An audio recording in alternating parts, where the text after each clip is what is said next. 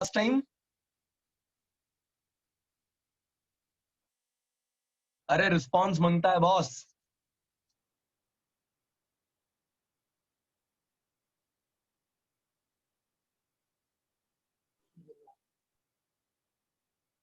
तो पिछली वाली बुक नहीं है मेरे पास अभी। ओके चलिए कोई बात नहीं। सो न्यूमेरिकल नंबर 9 में हमको दिया हुआ है at what angle do the forces P plus Q and P minus Q act so that the resultant is under root of 3p square plus q square. So please concentrate. पहला force जो बच्चे हमको दिया हुआ है that is P plus Q. दूसरा force जो हमको दिया हुआ है that is P minus Q.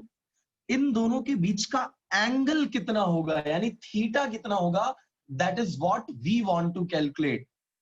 ये हमें कैलकुलेट करना है एंड इन सब चीजों के लिए हमें आर दे रखा हुआ है that is under root of 3p square plus q square. चलो आर्यन एंड अनुष्का में से कोई भी मेरे को बता दो रिजल्टेंट वेक्टर का फॉर्मूला क्या हमने पढ़ा है बच्चे? Sir A square plus B square root A square plus B square plus 2ab cos theta. Very good. R equals to हमारे पास होता है under root of A square plus B square plus 2ab cos theta. ये equation थी हमारे पास. Now what do we mean by A and what do we mean by B? Arpan. Sir वो दो वेक्टर्स. बिल्कुल करेक्ट है, एकदम सही है. ए और बी हमारे दोनों वेक्टर्स हैं और आर क्या है, उनका रिजल्टेंट है. तो लेट्स से यहां पर हम रिजल्टेंट रख दे रहे हैं अपना that is root of 3p square plus q square that equals to under root of A square. A यानी पहला वाला वेक्टर. अनिकेत पहला वाला वेक्टर p प्लस क्यू है क्या? Yes sir. ग्रेट. तो चलिए उसकी जगह पर हम लिख रहे हैं p प्लस क्यू. लेकिन क्योंकि a का स्क्वायर है तो शिखर क्या p प्लस क्यू का होल स्क्वायर आएगा या p square plus q square आएगा? सर p प्लस क्यू का होल स्क्वायर आएगा. वेरी गुड, बहुत बढ़िया. प्लस बी स्क्वायर, बी की जगह पर है f2 और f2 को अगर हम रखेंगे यहां पर तो ये आएगा p माइनस क्यू का whole square plus 2 f1 f2 cos theta. f1 की जगह पर p प्लस क्यू, f2 की जगह पर p माइनस क्यू इंटू साथ में क्या आ जाएगा, cos थीटा आ जाएगा. चलिए दोनों तरफ स्क्वायर कर देते हैं. तो स्क्वायर करोगे तो ये रूट और ये रूट गायब हो जाएगा. सो अल्टीमेटली आपको वैल्यू मिल जाएगी 3p square plus q square equals to. अब अगेन आपको एक फॉर्मूला याद हो तो a प्लस बी का whole square plus a minus B का होल स्क्वायर ये होता था 2 times of a square plus B square के इक्वल. Yes sir. नहीं याद है तो कोई बात नहीं. a प्लस बी के होल स्क्वायर का फॉर्मूला लगा दोगे तो हो जाएगा a square plus 2ab plus B square और a माइनस बी का होल स्क्वायर लगा दोगे तो a square minus 2ab plus B square plus 2ab minus 2ab दोनों कैंसिल तो a square 2a square b square 2b square 2 common ले लोगे तो 2a square plus b square आ जाएगा. सो सिंपली ये थ्योरी थी, उसको हम जनरलाइज करके लिख दे रहे हैं 2 times of p square minus q square. यार प्रॉब्लम आई सर क्या? p square plus q square नहीं आएगा? Yes exactly, p square plus q square आएगा. करेक्ट है. प्लस यहां पर हो जाएगा 2 times of p square minus q square. बोलो सही है? Yes sir. a plus B a minus B a square minus b square that is the formula. और उसको अगर हम यहां पर रिप्लेस करें तो a की जगह पर p और b की जगह पर q. सो p square minus q square times cos theta. Okay चलिए. सो अब जरा इस पूरे टर्म को इधर ले आओ. यहां ये ऐड हो रहा है, इस तरफ आकर के क्या हो जाएगा बच्चे, सब्सट्रैक्ट हो जाएगा. So 3p square plus q square minus ये 2p स्क्वायर इस तरफ तो minus 2p square minus 2q square equals to 2p square minus q square into cos theta. भाई दिक्कत हो तो प्लीज बताइए. अभी तक तो नहीं है सर. नहीं. ओके 3p स्क्वायर में से 2p स्क्वायर माइनस करो तो ये हो गया p square and q square में से 2q स्क्वायर माइनस करो तो ये हो जाएगा माइनस का q स्क्वायर. तो p square minus q square equals to nil. बेटे मेरे को बताओ आगे क्या आएगा। Sir upon 2p² minus q²। बहुत बढ़िया। cos थीटा, तो यहां से अगर मैं लेके आऊं बच्चे cos थीटा इक्वल्स टू, तो वो हो जाएगा p² minus q² divided by 2 times p² minus q²। Now Shikhar क्या करेंगे बच्चे अब? सर कैंसिल कर देंगे p² तो माइनस q²। ये टर्म और ये टर्म कैंसिल, यानी ये आ गया 1/2। भाई आर्यन एंड अनुष्का में से कोई भी मेरे को बता दो, Yes, sir. cos में 1/2 वैल्यू किस कौन से एंगल पे होती है? So 60 degree. बहुत बढ़िया। So cos theta equals to हो जाएगा cos 60, which means theta equals to कितने डिग्री का हो जाएगा? 60 डिग्री का। होप आपको प्रॉब्लम नहीं होगी इसमें। No sir. ग्रेट। चलिए नेक्स्ट क्वेश्चन ले लेते हैं। This was question number 9। ये हमारा क्वेश्चन नंबर 9 था। डन। मूव करते हैं क्वेश्चन नंबर 10 की तरफ। एंड इन क्वेश्चन नंबर 10 दिया हुआ है two forces whose magnitudes are in the ratio of 3:5.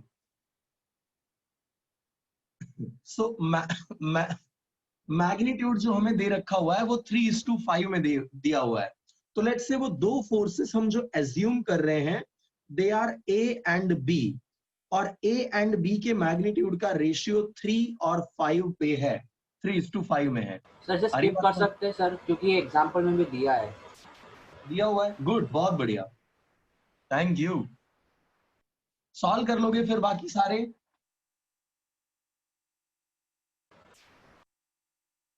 Hello, yes कोई सर। थम्स अप दे दो मेरे को तो मैं समझ जाऊं कि yes you can solve it. Examples में दिया हुआ है, मुझे बताया ईशान ने, थैंक यू। सिंह साहब, ओके चलिए। भाई ये जिन्होंने वीडियो ऑफ रखा है यार, इन्होंने तो ना तो कोई रिस्पांस दिया। बताओ यार, कर लोगे? हाय प्रियांश। सर वो थोड़ा दिक्कत हो गया था नेट का, तो मैंने कोई बात नहीं, ठीक है ठीक है। चलिए, सो 10th क्वेश्चन आप खुद से कर रहे हैं। मूव करते हैं क्वेश्चन नंबर 11 की तरफ।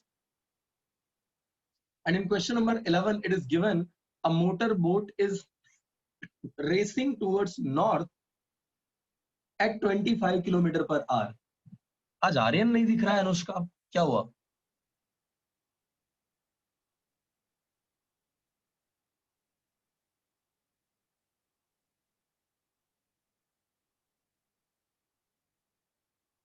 तो ये हमारे पास है नॉर्थ, ये है साउथ, ये है ईस्ट और ये है वेस्ट। चलिए, सो बिकॉज क्वेश्चन में हमको ये दे रखा हुआ है, ए आर्यन तू घूम घूम नहीं कर भाई हो, रखड़ू मानस के लिया तो क्या रखड़े छे भाई आर्यन?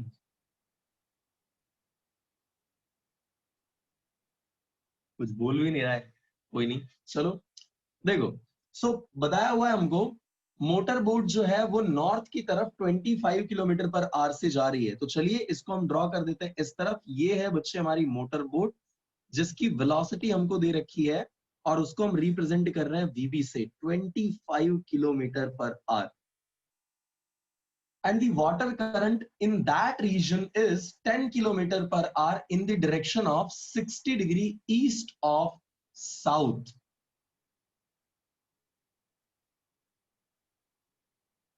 किसी को समझ में आया क्या ये क्या बोला गया है?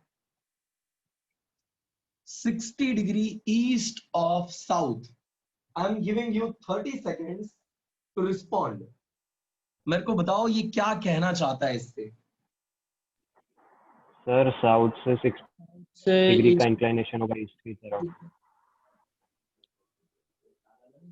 ओके, और कोई?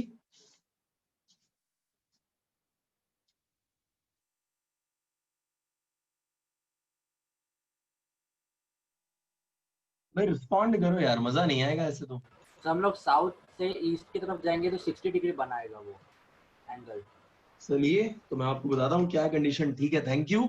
देखो ये है आपके पास बोट की वेलोसिटी नॉर्थ डायरेक्शन में, और बताया हुआ है कि वाटर जो करंट है यानी कि वाटर का जो फ्लो बन रहा है वो फ्लो 60 डिग्री पर है east of south. 60 degree east of south बोला हुआ है। साउथ का 60 डिग्री ईस्ट जाना है, तो साउथ से 60 डिग्री कहां जाओ, ईस्ट। तो ये पॉइंट आएगा, और इस पॉइंट पर हमको क्या दी गई है, वाटर के करंट की वेलोसिटी दी गई है, और ये कितना दिया हुआ है, 10 किलोमीटर पर आवर। वर्ड्स के ऊपर कॉन्सेंट्रेट करना। बोल रखा हुआ था 60 degree east of south, east of south.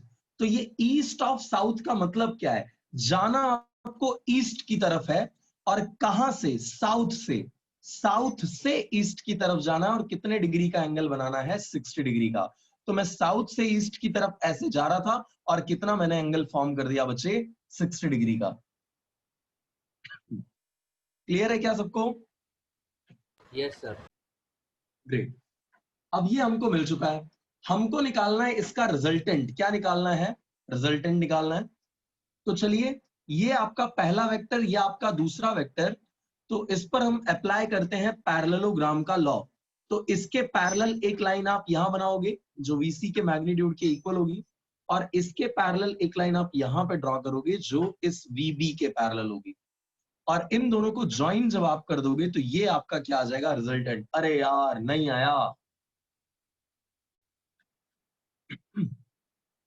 अटक गए क्या कहीं पे? पैरेललोग्राम का रूल क्या था बच्चे, देखो ये आपका पहला वेक्टर हुआ करता था, ये आपका दूसरा वेक्टर हुआ करता था, इसी को उठा करके ऊपर आपको रखना होता था ऐसे, और इसको उठा करके यहां रखना होता था, एक बन जाता था पैरेललोग्राम। और इसको जब आप ज्वाइन करते थे तो ये आपका क्या हो जाता था, रिजल्टेंट हो जाता था। सेम चीज बच्चे मैं यहां कर रहा हूं, पहला वेक्टर मेरा जो है वो इस तरफ को है, दूसरा वेक्टर मेरा इस तरफ को है, तो इसके पैरेलल मैंने यहां से एक ये लाइन बना दी, और इसके पैरेलल यहाँ पे एक दूसरी ये लाइन बन गई, तो इसका रिजल्टेंट हमारा ये हो जाएगा। बोलो दिक्कत किसी को इतने में? No sir. वीडियो देखा हुआ है तो फिर तो बिल्कुल नहीं होगी, और नहीं देखा हुआ है तो अगर कलर कलर में तुमने बोल दिया है कि हाँ सर हमने देखा है देखा है देखा है, फिर तो पक्का अटक रहे होगे। चलो कोई नहीं। सो ये अपने पास आ गया रिजल्टेंट आर। अब हमको वेदांत बता रहा होगा आर की इक्वेशन क्या होगी, रिजल्टेंट की इक्वेशन क्या होगी, R equals to,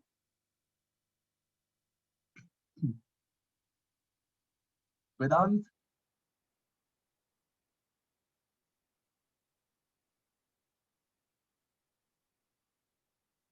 okay Aniket बता दो।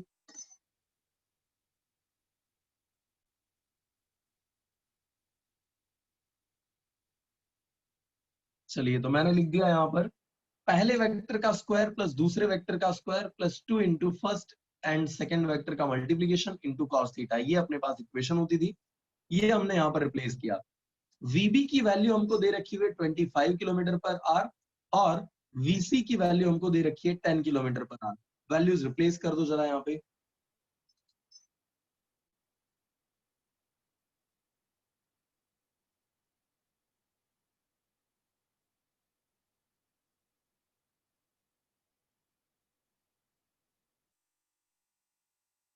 तो ये आ जाएगी आपके पास इक्वेशन। यार थीटा कितना होगा जरा सोचो। Sir 120 degrees. बिल्कुल एकदम करेक्ट है शिखर। देखो 120 हम क्या क्यों लेंगे थीटा, इसका रीजन भी मैं आपको बता देता हूं। ये है आपका करंट वाला वेक्टर, यानी कि वीसी यहाँ पर है, वाटर का करंट, और ये है आपके पास बोट की वेलोसिटी, ये दोनों वेक्टर्स हैं। और आपको पता है कि यहाँ पर जो एंगल बन रहा है वो कितने डिग्री का है, 60 डिग्री का। और ये पूरा एक लीनियर पेयर है, ये पूरा क्या है, एक लीनियर पेयर है। This one and this one, ये दोनों क्या है, एक लीनियर पेयर बना रहे हैं। और सम ऑफ लीनियर पेयर के जो एंगल्स हैं वो कितना होता है, 180। तो अगर ये इतना बच्चे 60 हो गया तो ये इतना कितना हो जाएगा, 120 डिग्री का हो जाएगा।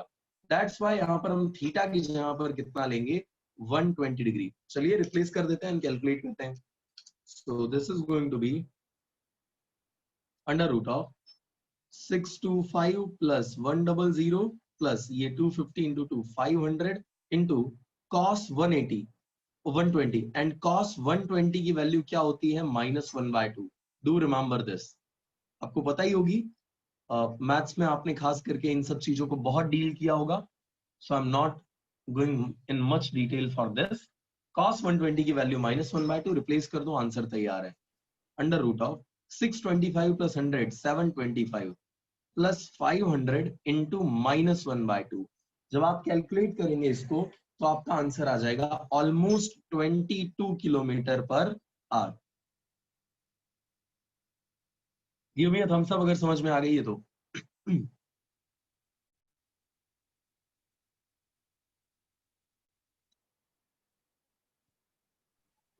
सर पर इसको करने पे वैल्यू √475 आ रही है, तो उसका कैसे निकालें? कितनी आ रही है? सर √475 आ रही है, तो 22 कैसे होगा? ओके, रूट तो रूट निकालो, 21 पॉइंट क्या आएगा मेरे को बताओ।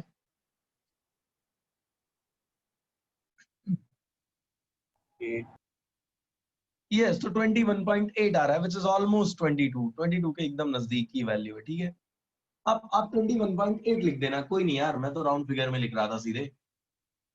ओके, अब 21.8 लिखना, that will be your exact answer, कोई दिक्कत नहीं। चलिए, सो यहां पर बात आ गई। अब इसके बाद जो हमको निकालना है ना, दैट इज रिजल्टेंट वेलोसिटी बताना है, और रिजल्टेंट वेलोसिटी पूछा हुआ है। ये तो आपने सिर्फ उसका मैग्नीट्यूड बताया है। वेलोसिटी में दो चीजें चाहिए होती हैं, not only magnitude but direction also requires in case of velocity. So how to find the direction, कैसे फाइंड आउट करेंगे डायरेक्शन को? सर tan थीटा की tan अल्फा की इक्वेशन डालेंगे। बिल्कुल, चलिए अब सिंपल हम क्या करते हैं, आई एम सॉरी, ये जो VC है बच्चे, इसके दो कंपोनेंट ले लेते हैं, VC के दो कंपोनेंट ले लेते हैं। ठीक है, सॉरी, ये अगर तुम्हारे पास 60 डिग्री का है यहां पर,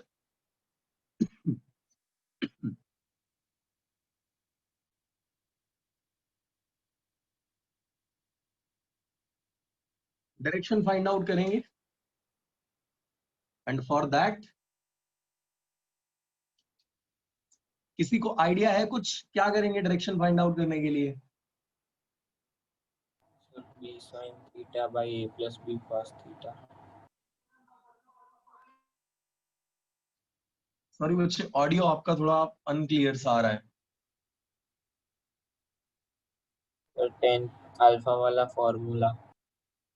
बिल्कुल लगा सकते हो, एकदम सही है। चलिए, tan अल्फा अगर हम यहां पर अप्लाई करें तो that will be equal to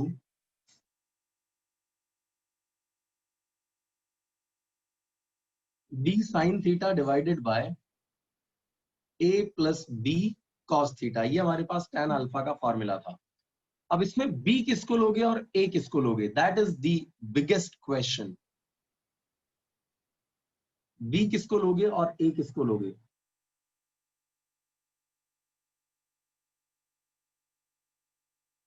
sir B 10 को लेंगे और A 25 लेंगे। क्यों?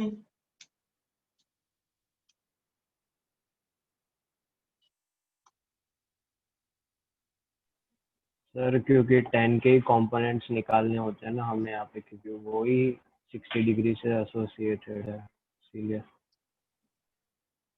ओके, इतनी सब कहानी करने के बजाय अगर आपको जस्ट एक चीज याद हो, तो हमने उसी थियरी वाले वीडियो के अंदर देखा हुआ था, r divided by sine theta that equals to a divided by sine alpha. Beta that equals to b divided by sine alpha. और ये केस क्या हुआ करता था, एक बार उससे भी समझ लेना। ये आपका वेक्टर A होता था, ये आपका वेक्टर बी होता था, वेक्टर ए और बी के बीच का एंगल होता था थीटा, और जो अल्फा यानी कि ए हमारा ए वेक्टर है और रिजल्टेंट है, इन दोनों के बीच का एंगल हुआ करता था। ठीक है,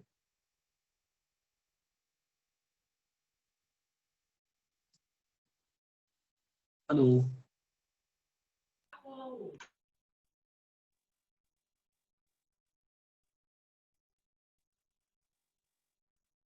तो हमारे पास यहाँ पर कोई एक एंगल है, एक ये है 60 डिग्री का और एक ये, तो एंगल हमारा बने रहा है, तीन एंगल। तो इस एंगल को एज्यूम कर ले रहा हूँ फाई, इस एंगल को मैं क्या एज्यूम कर ले रहा हूँ, फाई एज्यूम कर ले रहा हूँ। ठीक है, रिजल्टेंट हमारा वीबी। यस सर, आपका नेटवर्क बहुत सही से नहीं आ रहा है, मेरे स्क्रीन पे यस सर, वॉइस भी थोड़ी अटक रही है। ब्लर दिख रहा है और पूरा आपकी वॉइस भी क्रैक आ रही है।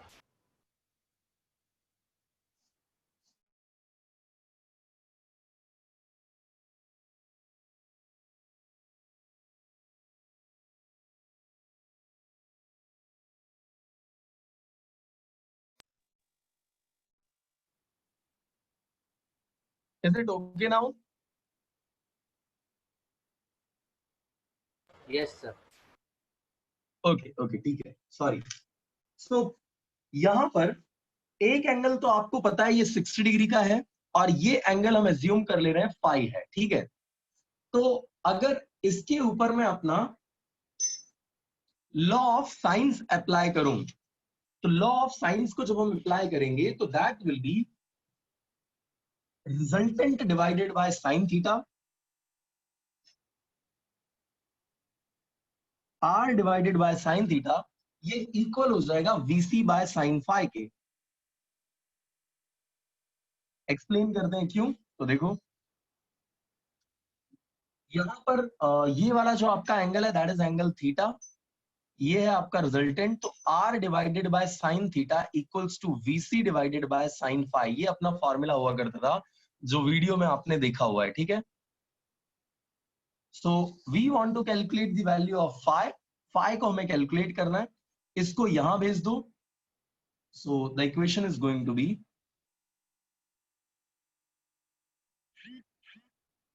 आर, आर की वैल्यू कितनी कैलकुलेट करी थी हमने, 21.8 आप बता रहे थे ना।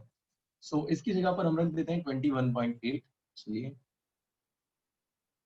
सो this is going to be 21.8 divided by sine theta. Sine theta की वैल्यू हमारे पास कितनी थी, 120 डिग्री, इक्वल्स टू वीसी की वैल्यू थी 10 डिवाइडेड बाय साइन फाई, यही तो हमें कैलकुलेट करना है, इसको यहां भेज दो। So sine phi will be equal to, इसका यहां मल्टीप्लीकेशन 21.8 डिवीजन में, तो 10 साइन 120 डिवाइडेड बाय 21.8, कैलकुलेट करो कितना आएगा, वो नोट कर लो। साइन 120 की वैल्यू √3/2 होती है, so this is going to be 10 times √3/2, so ये 5 divided by 21.8, so after calculation you will get 0.398 जैसा कुछ आपको मिलेगा। सो अब ये जो वैल्यू आपको मिली है 0.398, ये नेचुरल साइंस नाम का एक टेबल आपको मिलेगा, उसके अंदर देखनी होगी, और जब आप उसको देखोगे तो फाई की वैल्यू जो आपको मिलेगी वो 24 डिग्री के अराउंड मिलेगी। लेकिन सर हम 11th में तो यूज नहीं कर सकते ना, तो ऐसा कोई मेथड है कि हम लोग पता लगा सकते हैं सर? टेबल आपको एग्जाम्स के अंदर प्रोवाइड किया जाएगा। नहीं सर, हमें तो अब इस बार तो नहीं किया सर। स्कूल एग्जाम्स में नहीं दिया है आपको? नहीं सर, हमें तो बोला भी नहीं। So this was all about question number 11।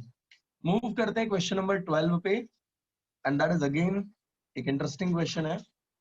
देखो, दिया हुआ है 2 boys raising a load at an angle to each other. 2 boys है हमारे पास, वो एक एंगल के ऊपर लोड को रेज कर रहे हैं।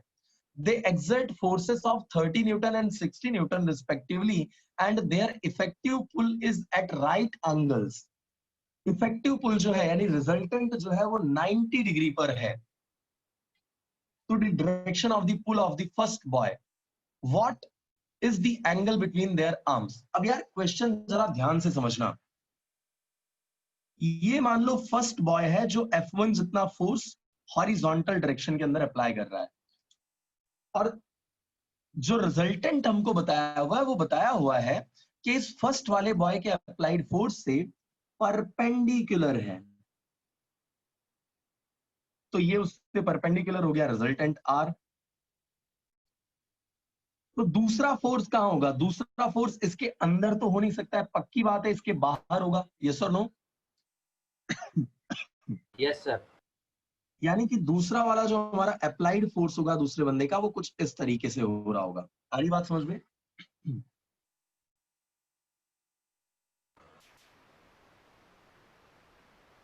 भाई yes no thumbs Yes, up sir. Hand raise. Yes sir. Yes, sir. Okay, okay, done. So we are talking about question number 12, और 12 के अंदर ये हमको दे रखा हुआ है कि एक हॉरिजॉन्टल फोर्स है, उसके परपेंडिकुलर उसका रिजल्टेंट है, और दूसरा वाला फोर्स भी है. हमको बताना है कि अगर 30 और 60 न्यूटन का फोर्स है इन दोनों पर, यानी दोनों अप्लाई कर रहे हैं, तो उस टाइम पर इन दोनों के आर्म्स के बीच में एंगल कितने डिग्री का होगा. अब ध्यान से अगर क्वेश्चन को आप रीड करोगे तो they exert forces of 30 newton and 60 newton respectively, and their effective pull is at right angles to the direction of pull of the first boy. पहला वाला जो बॉय है उसने जो अप्लाइड फोर्स है दैट इज 30 न्यूटन, और second वाले का जो अप्लाइड फोर्स है वो कितना हो जाएगा? 60 न्यूटन हो जाएगा. ठीक है. You want to calculate this angle, इस एंगल को आप कैलकुलेट करना चाहते हो. लेट्स से ये आपका अल्फा है, तो चलिए tan अल्फा की इक्वेशन हम लगा देते हैं. पहले तो ये रिजल्टेंट निकाल लो कितना है. तो सर हमें फाइंड पूरा वाला एंगल नहीं करना पड़ेगा, हमें फाइंड पूरा एंगल नहीं करना पड़ेगा, क्योंकि वो तो हमें अल्फा 90 तो पहले डिग्री से 90 डिग्री है. अल्फा तो 90 डिग्री है ना सर. सॉरी हाँ, ये 90 डिग्री है, करेक्ट. ये अगर अल्फा है तो ये अल्फा हमारा कितना दिया हुआ है? 90 डिग्री दिया हुआ है, करेक्ट. सो अगर आपको याद हो तो हमारे पास इक्वेशन थी tan अल्फा की ऐसे केसेस में, और वो थी tan alpha that equals to B, बोलो आगे, sin theta divided by a plus cos theta, a plus b cos theta. Yes, a plus B cos theta. चलिए, अल्फा की जगह पर बच्चे मैं 90 रख रहा हूं, और ये बड़ी विचित्र सी वैल्यू आपको मिलने वाली है, तो be ready for that. Alpha की जगह पर 90 आप रखोगे तो this is going to be tan 90 that equals to b sin theta divided by a plus b cos theta. कोई मुझे बताएगा tan 90 की वैल्यू? 1/0. यस, 1/0, दैट इज इनफिनाइट, है ना? Yes sir. ओके, सो 1/0 ही अगर हम इसको लिखें, so this is going to be 1/0 that equals to b sin theta upon a plus b cos theta. 0 का मल्टीप्लीकेशन यहाँ पे, 1 को इधर भेज देते हैं, so this is going to be a plus b cos theta that equals to 0 into b sin theta will be 0. So from here b cos theta will be equal to minus of a, और cos थीटा हो जाएगा हमारे पास minus a by B. a क्या है हमारे पास? a इज दिस वेक्टर, ये आपका a वेक्टर होता है, जिसके साथ एंगल बन रहा होता है उसको हम a वेक्टर बोलते हैं, और सामने वाले को हम क्या बोलते हैं? b बोलते हैं. तो ये एंगल किसके साथ बन रहा है? f1 के साथ बन रहा है. तो f1 हमारा वेक्टर a है जिसकी वैल्यू 30 दी हुई है, और b हमारा कितना है? 60 दिया हुआ है. सो जब आप कैलकुलेट करोगे this is going to be -1/2. And cos theta में अगर वैल्यू -1/2 आ रही है तो थीटा कितने डिग्री का होगा? 120. एग्जैक्टली. सो इन दोनों फोर्सेस के बीच में जो एंगल है वो कितने डिग्री का होने वाला है? 180 डिग्री का होने वाला है. क्यों मियां, थम्स अप अगर समझ में आ गया है तो, नहीं तो प्लीज रेज योर हैंड. समझ में आ गया. बहुत बढ़िया. Okay, Arpan.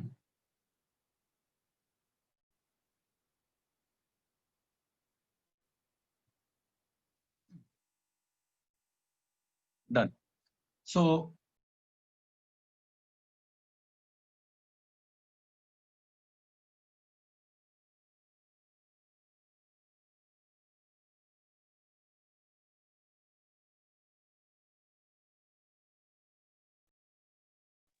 two vectors both Yes. equal in magnitude. Sir Yes. Sir वो दूसरा क्वेश्चन है ना, sub part, what is the effective pull? Okay, resultant निकालना है. सॉरी, बिल्कुल निकाल देते हैं. सर इफेक्टिव पुल यानी रिजल्टेंट कितना होगा? यस, सर इसको पैरेललोग्राम लॉ से भी कर सकते हैं ना? बिल्कुल.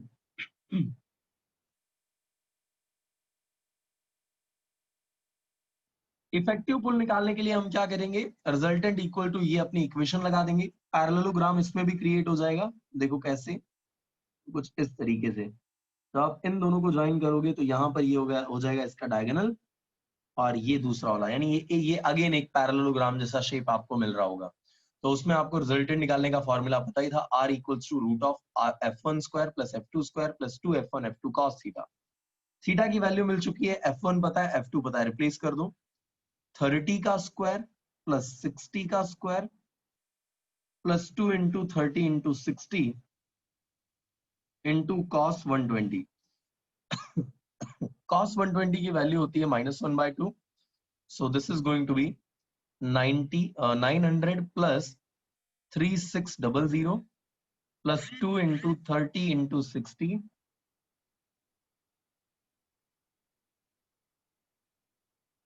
into -1/2. प्लीज कैलकुलेट करके मुझे बताइए.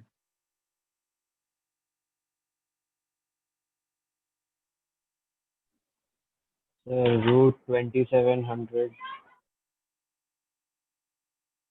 Okay, 30√3 done. सो रूट 3700 या 2700 या 30√3 जिसको आप लिख सकते हो, that will be your answer. Root of 2700 root of 900 into 3, तो 30√3, ये अपना आंसर हो जाएगा. So this was all about question number 12. Move करते हैं क्वेश्चन 13 पे. कोई दिक्कत किसी को? No sir. यार वीडियो फिर से तुम लोगों ने ऑफ कर दिए यार, नॉट फेयर.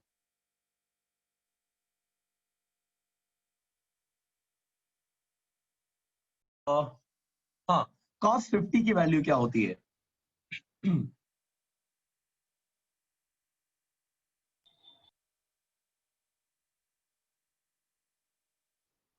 तो आपको ये क्वेश्चन के अंदर दिया रहेगा cos 50 डिग्री इक्वल्स टू 0.6427. यहाँ पर आपको सर दिया हुआ है 0.60 सर 0.6027 है. बच्चे ट्रस्ट ऑन मी, मैं सही बोल रहा हूँ. cos 50 की वैल्यू 0.6427 होती है. ठीक है. सर वो बुक में 60 लिखा है सर, इसलिए बोल रहे हैं. अरे भाई मिसप्रिंट हो जाती है कहीं कहीं, कोई नहीं, होता है. कॉन्फिडेंस रखो यार, सही बताऊंगा, गलत नहीं बताऊंगा यार. डिवाइड कर दो, मेरे को बताओ आंसर कितना आ रहा है.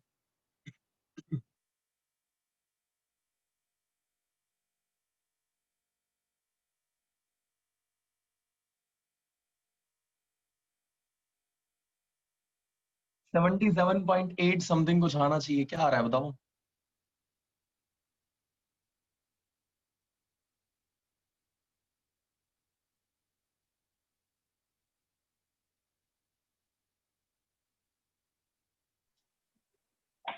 सर 76.9 आ रहा है, अगर 0.65 लिया है तो.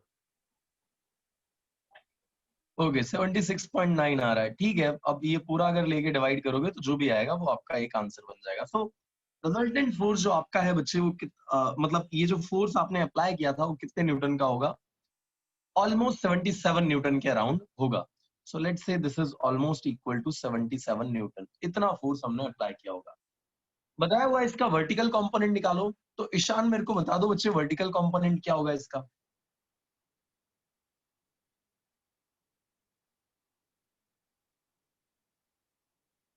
Ishan yes sir. बच्चे वर्टिकल कंपोनेंट क्या होगा बताओ? सर आपका वीडियो स्पॉटलाइट पे नहीं है।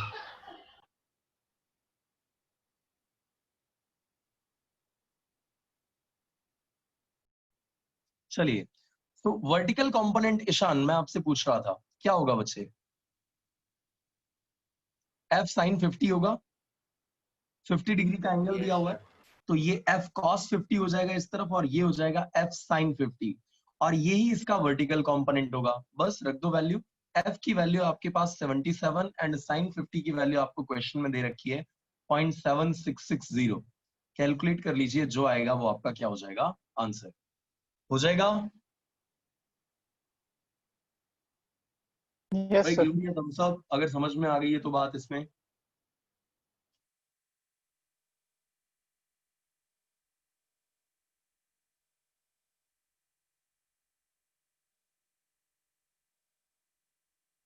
वेदांत इज नॉट रिस्पॉन्डिंग। क्या हुआ वेदांत, दिक्कत है बच्चे?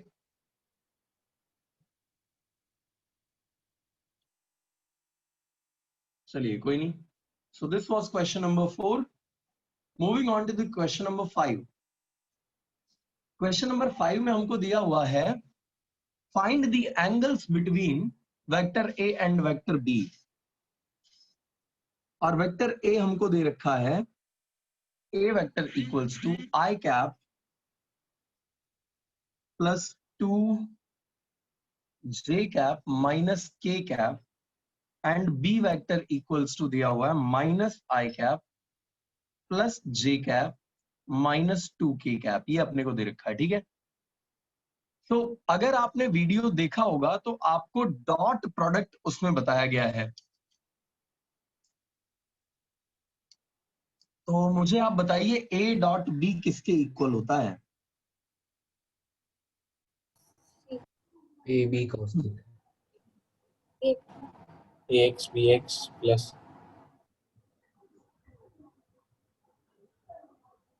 यार अभी भी मेरी वॉइस लैग कर रही है क्या? No sir. No sir. नहीं, ओके ओके ठीक है वेदांत, मैं समझ गया, कोई नहीं। सो ए डॉट बी जो है बच्चे, इसके हमारे पास दो फॉर्मूले निकल के आए थे। ए एक्स बी एक्स प्लस ए वाई बी वाई प्लस ए जेड बी जेड, एक तो ये था, और दूसरा ए डॉट बी हमारे पास था ए बी कॉस थीटा। यही दो फॉर्मूले थे क्या? Yes sir. इसका मतलब ये है बच्चे कि आई के कोएफिशिएंट का मल्टीप्लिकेशन आई के कोएफिशिएंट से होगा, प्लस जे के कोएफिशिएंट का मल्टीप्लिकेशन जे के कोएफिशिएंट से होगा, एंड के का जो कोएफिशिएंट है उसका मल्टीप्लिकेशन के कोएफिशिएंट के साथ होगा। चलो मल्टीप्लाई कर देते हैं। आई का यहाँ पे कोएफिशिएंट कौन है? 1, यहाँ पर -1, तो this is going to be -1 into 1, plus J का कोएफिशिएंट 2, एंड यहाँ जे का कोएफिशिएंट 1, तो ये हो जाएगा 2 into 1। यहाँ पर के कैप का कोएफिशिएंट -1, और यहाँ के कैप का कोएफिशिएंट कितना है? -2। Now you just calculate this, कितना आएगा? This is going to be +2 +2 +2 +4, 4 - 1, that is going to be 3। So A dot B की रिजल्टेंट वैल्यू कितनी आ जाएगी? 3 आ जाएगी। ए और बी क्या होते हैं? तो आपको याद होना चाहिए, ए का मतलब है मैग्नीट्यूड ऑफ ए, और जब आप मैग्नीट्यूड ऑफ ए लेकर के आते हो तो आई के कोएफिशिएंट का स्क्वायर, आई का कोएफिशिएंट यहाँ पे 1 है इसलिए 1 का स्क्वायर, जे के कोएफिशिएंट का square that is 2 square, plus के कैप के कोएफिशिएंट का स्क्वायर जो कि यहाँ पर -1 है। So let's calculate. 2 का स्क्वायर हो गया 4, 1 का हो गया 1, एंड -1 का हो गया 1। So ultimately the value is going to be √6। Similarly B, ये जो बी है ये क्या बताता है? मैग्नीट्यूड ऑफ बी वेक्टर बताता है। चलिए इससे भी कैलकुलेट कर लेते हैं। ये किसके इक्वल होगी? सेम पैटर्न पे आई के कोएफिशिएंट का स्क्वायर प्लस जे के कोएफिशिएंट का स्क्वायर प्लस के कैप के कोएफिशिएंट का स्क्वायर। आई का कोएफिशिएंट -1, जे का 1, एंड के का -2। कैलकुलेट करोगे तो सरप्राइजिंगली अगेन आपका आंसर कितना मिलेगा? √6 मिलेगा। आ रही है क्या बात समझ में? Yes sir. भाई सभी लोग give me a thumbs up अगर ये चीज क्लियर हो रही है तो। ये बहुत बढ़िया। चलिए अब इस इक्वेशन को हम यूटिलाइज करते हैं यहां पर। a dot B that equals to A B cos theta. अगर मैं यहाँ पे cos थीटा को सब्जेक्ट बना लूं तो ये हो जाएगा a vector dot b vector divided by ab. What is the value of this? That is 3. What is the value of a? That is √6. What is the value of b? वो भी √6. तो ये हो जाएगा 3/6. 3 1 जा 3 and 3 2 जा 6. So cos theta equals to 1/2. Aryan मेरे को बच्चे आंसर बता दो, थीटा कितना आएगा? 60 डिग्री। 60 degree, correct. तो यहां पर थीटा यानी इन दोनों वेक्टर्स के बीच का जो एंगल होगा वो कितने डिग्री का होगा? 60 डिग्री का होगा।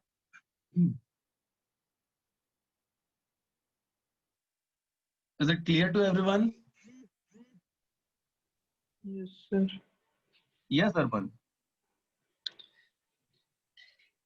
सर आ गया समझ में। Okay, okay, good. Done. So this was question number 5. Similarly,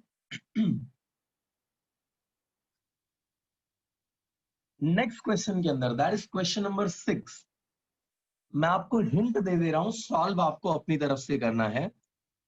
vector A दिया हुआ है आपको 2i cap plus lambda times j cap minus k cap, and B vector जो दिया हुआ है that is 4i cap minus 2j cap minus 2k cap. ये हमें ए वेक्टर और बी वेक्टर दे रखे हैं, और इसमें पूछा हुआ है कि अगर ए वेक्टर और बी वेक्टर दोनों परपेंडिकुलर हो, दैट मींस इन दोनों के बीच का एंगल विच इज थीटा वो 90 डिग्री का हो, तो लैम्बडा की वैल्यू कितनी होगी? तो चलिए पहले तो आप ए डॉट बी निकालोगे, और वो कैसे निकाला जाता है? तो ए एक्स बी एक्स प्लस ए वाई बी वाई प्लस ए जेड बी जेड करके ये निकल जाएगा आपका ए डॉट बी। अब ए डॉट बी का फॉर्मूले में और चाहिए होता है आपको magnitude of A, and magnitude of A जो हमारे पास आएगा, ये इसकी जरूरत ही नहीं है। चलो ए डॉट बी अगर मैं लिखूं तो that is going to be magnitude of A magnitude of B into cos theta. Theta की जहां पे कितना आ रहा है? 90। कॉस 90 क्योंकि जीरो होता है तो ये पूरा टर्म क्या हो जाएगा? जीरो हो जाएगा। So A dot B equals to हम क्या ले लेंगे? जीरो।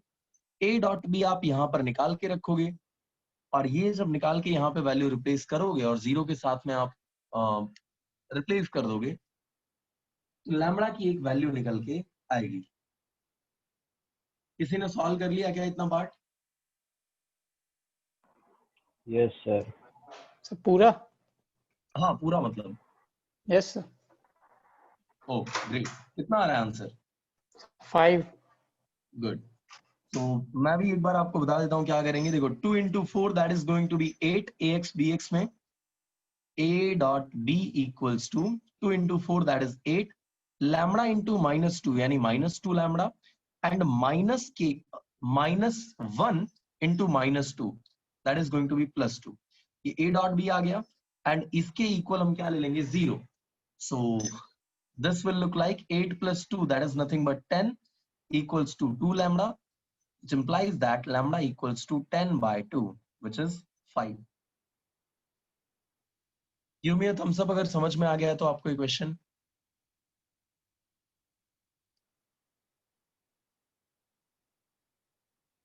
ग्रेट, बहुत बढ़िया।